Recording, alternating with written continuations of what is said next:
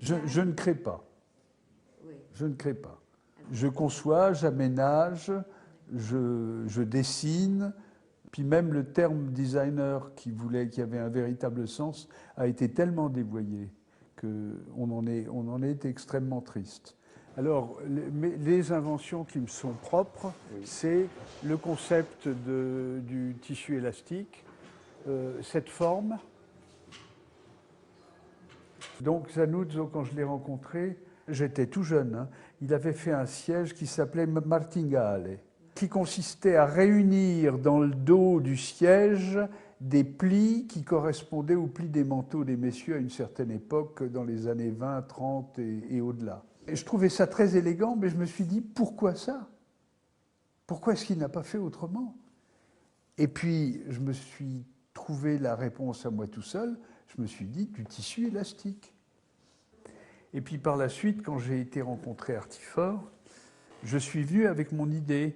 Et comme je travaillais pour un marché international qui n'avait pas le côté vieillot et traditionnaliste du marché français, j'ai pu faire des formes les plus libres que j'ai voulu. Alors le premier est assez exemplaire. Il ressemble à une espèce de coupelle biaisée. Il y a de l'air dedans. C'est une structure que vous pouvez voir en acier, un grand rond en acier, un autre petit rond pour soutenir le coussin, un troisième rond au niveau du sol et des montants pour raccorder tout ça avec de la mousse et un textile élastique par-dessus.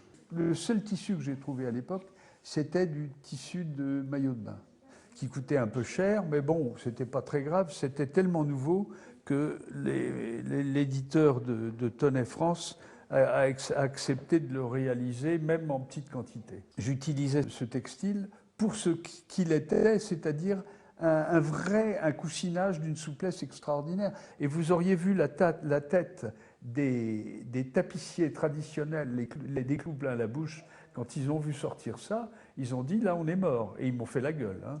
C'est comme lorsqu'on s'est mis à mettre des amortisseurs aux voitures, ça a été la même chose. Il y a eu donc une espèce de souplesse, de confort, etc. Et c'est ce que j'ai donc inventé. Le seul modèle que j'ai qui ait eu un nom, et ce aux États-Unis, c'est ce grand siège un tout petit peu abusif que j'ai dessiné, le ribbon chair. Et ça, c'est la clientèle américaine qui l'a appelé comme ça. Et ça me plaît.